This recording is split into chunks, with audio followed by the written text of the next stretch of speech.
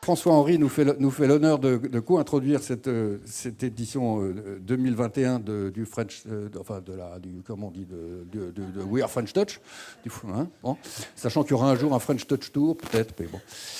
Et donc, on se connaît depuis très longtemps, puisqu'on était de la même promo, d'une école de commerce, bien connue. François a fait un parcours, évidemment, devant lequel je m'incline. Et j'avais envie peut-être de commencer par te demander comment tu vois, toi, la transformation de ton groupe dans les quelques années qui viennent, notamment par le digital. Écoute, c'est effectivement un élément très important. On est au cœur des industries créatives, en particulier un groupe comme le mien qui est très jeune, puisqu'on l'a vraiment formé, on s'est transformé réellement depuis 2013 en réalité, et on a tout misé à partir de 2013-2014 sur le risque créatif. Tu as parlé d'insolence, on appelle ça le risque créatif dans le groupe. Donc c'est très important pour nous, quelle que soit la taille de nos marques, de faire très attention à préserver la stratégie créative des maisons. Le danger, c'est l'embourgeoisement, comme tu le dis, on devient gros, on devient puissant. Le risque créatif, il s'agit de ne pas faire plaisir à tout le monde, il s'agit d'être insolent. Donc ça, c'est au cœur de nos métiers. Mais évidemment, ça ne suffit pas. Une particularité entre la France et l'Italie, c'est que la France, dans nos industries du luxe, a créé des champions mondiaux. Mais le prochain challenge pour nous, ça va être notamment d'être capable de générer des innovations dans ces domaines. Le digital, tu l'as dit, est déjà très présent dans les industries du luxe. Donc à la fois le digital, à la fois les transformations des modes de consommation aussi, c'est quelque chose de très important. Le développement durable fait partie de l'équation de demain dans nos industries. Et donc pour ça, tu le sais, on investit nous aussi directement alors dans les écosystèmes qui ont un sens pour nos industries. On a pris une participation dans Vestiaire Collectif, par exemple, parce que je crois beaucoup, moi, à la seconde main, dans le modèle économique structurel d'une maison de luxe. Demain, ça fera partie des services de base d'une maison de luxe, de pouvoir proposer le rachat des produits d'occasion, entre guillemets, pour nos clients. Donc ça fait partie des choses sur lesquelles on...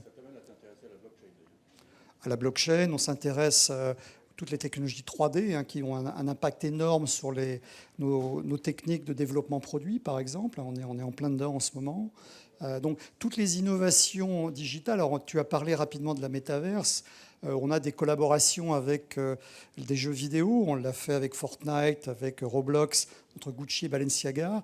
Alors aujourd'hui, c'était plus un sujet de visibilité des marques, mais demain, on va pouvoir y vendre des produits. Donc on est en train de regarder très activement ce que peut signifier pour une grande maison de mode la notion de NFT, d'un point de vue strictement créatif, et de développer là aussi une nouvelle activité pour nous qui sera l'existence de produits digitaux créatifs liés à nos maisons au travers des NFT, par exemple. Donc on a un certain nombre de sujets de fond comme ça. Et alors, concrètement, d'un point de vue process, on a créé des écosystèmes autour des startups. On a investi dans 2 fonds US et dans 2 fonds chinois, l'un en late stage, l'un en early stage, dans les 2, pour avoir accès à l'écosystème des startups.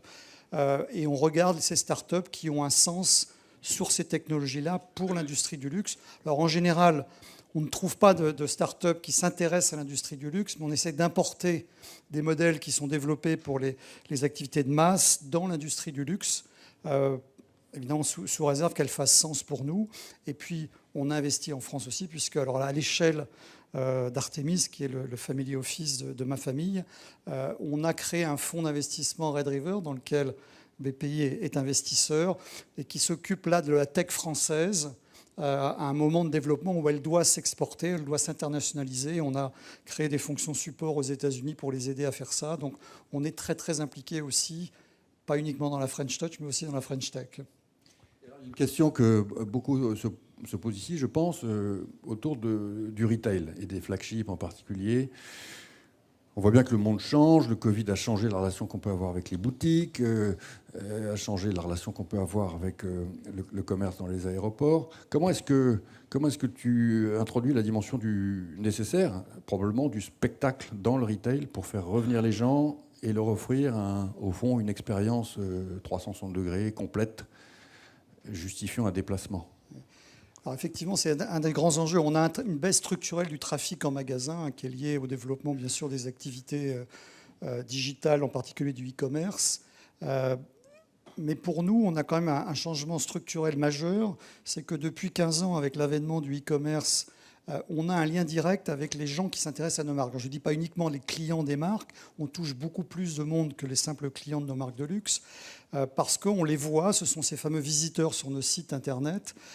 Donc on a les adresses IP, donc tout l'enjeu pour nous, parce que l'expérience de luxe, qu'on le veuille ou non, se fera de façon beaucoup plus pertinente, efficace, pas uniquement, mais en tout cas de façon plus efficace dans les magasins. Les magasins sont vraiment l'endroit où l'expérience de la marque se crée. Et donc tout l'enjeu pour nous, c'est d'utiliser ces millions, ces dizaines de millions ou centaines de millions de visiteurs pour trouver des moyens de les convaincre de venir en magasin. Donc on a un on-to-off qui est vraiment l'enjeu des marques de luxe de demain. Et on travaille beaucoup là-dessus. Alors on teste des technologies nouvelles là-dessus, mais c'est pour nous vraiment l'enjeu essentiel. On était auparavant dans un modèle économique où on passait par des tiers pour avoir accès à une audience, les médias. Aujourd'hui, on a l'accès direct à cette audience. À nous de savoir la convaincre et la faire venir en magasin pour des bonnes raisons. Ça peut t'amener à développer une activité d'événementiel, par exemple, comme le fait Pernod Ricard, historiquement depuis des années. Oui, alors déjà dans le modèle des magasins, alors il y a toute la partie one-to-one, one-to-many, mais il y a aussi l'activité événementielle en magasin. On considère qu'aujourd'hui, un magasin doit pouvoir être capable d'organiser à un rythme à peu près 2 fois par mois des événements locaux pour faire venir une clientèle locale de proximité dans les magasins. Alors, c'est des événements qui peuvent avoir des ampleurs événements très différentes, qui sont ou en magasin ou dans la proximité du magasin, mais c'est un des moyens aujourd'hui de faire du recrutement de clients. Et on ne peut plus se contenter de ce qu'on faisait, c'est d'attendre le trafic dans les endroits où on prend les magasins, qui sont des endroits qui coûtent très cher. Aujourd'hui, le trafic a baissé. Donc ça, c'est une certitude. À nous de recréer ce trafic, de recréer la capacité à recruter des clients, notamment, et pas uniquement, mais notamment grâce aux événementiels. Tu as entendu parler des pop-up, des pop-in, tous ces événements qu'on a créés depuis 2 ou 3 ans, qui commencent à prendre une ampleur très, très importante. Et puisque ton groupe est un groupe très fortement franco-italien, quelle comparaison tu peux faire entre les 2 écosystèmes ? Est-ce que ceci, par exemple, pourrait avoir lieu en Italie aujourd'hui ? Ça existe ? Non, pas encore, mais ils vont regarder vraisemblablement.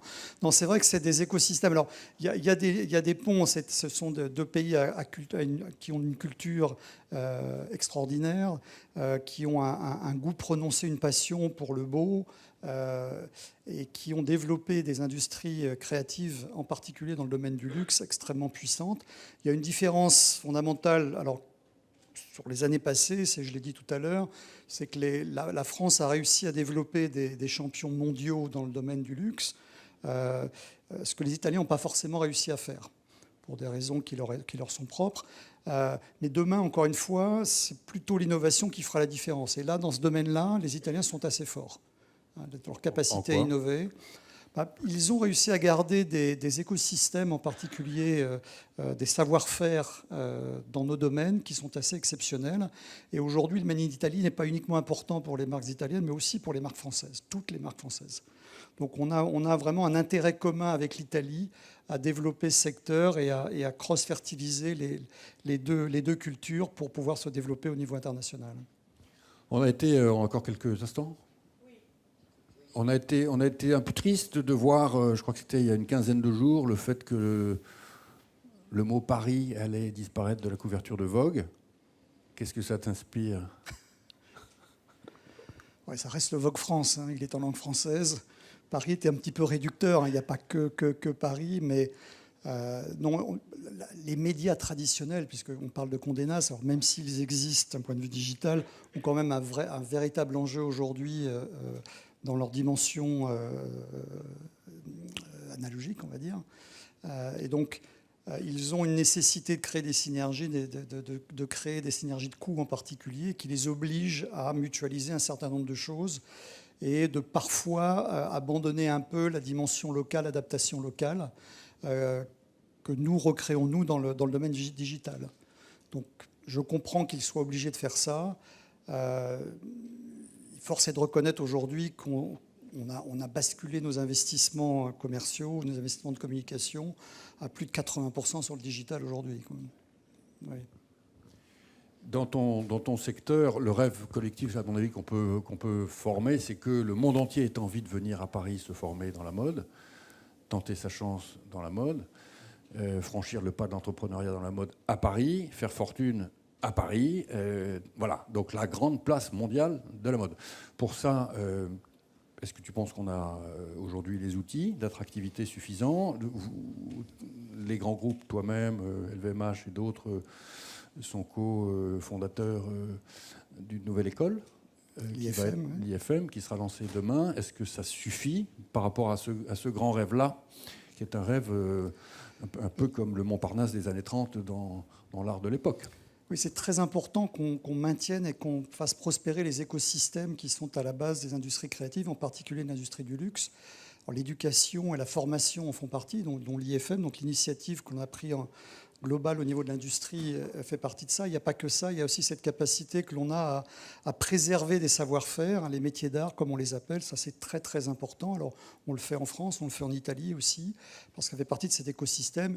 Et tu l'as dit, des financements aussi. Alors évidemment, quand on est des grands groupes, les financements, on les assure nous-mêmes, mais il y a beaucoup de PME et de TPI dans ce domaine où la BPI, par exemple, est essentielle. Donc, avoir ces écosystèmes qui permettent de transformer des idées créatives en succès économique, c'est très, très important. Et effectivement, il y a vraiment tout l'écosystème qu'il faut pouvoir adresser pour arriver à ça. En terminant, en te posant une question très simple, dans les 4 valeurs de BPI France, il y a simplicité, proximité, volonté et optimisme. Est-ce que tu es optimiste pour la French Touch? Ah oui, tout à fait. Enfin, on a quand même... La ministre l'a dit, le prestige de la France est toujours réel. C'est comme ça qu'on développe nos marques à l'étranger. Tu l'as parlé, c'est du storytelling. Et on s'appuie énormément. Une marque comme Saint-Laurent s'appuie sur la France, s'appuie sur Paris pour sa notoriété et créer le prestige dont elle bénéficie aujourd'hui. Donc on a des atouts absolument considérables. On a aussi cette capacité d'innovation. Les French Licornes, c'est pas quelque chose de général dans tous les pays du monde. L'Italie a bien du mal à sortir des licornes, entre guillemets. Donc c'est vraiment... Et puis on est là entre la frontière entre la French Touch et la French Tech. Et c'est vraiment des ponts qu'il faut arriver à créer, parce que là, il y a vraiment des enjeux très, très importants. On va remercier François-Henri et le féliciter. Merci à toi.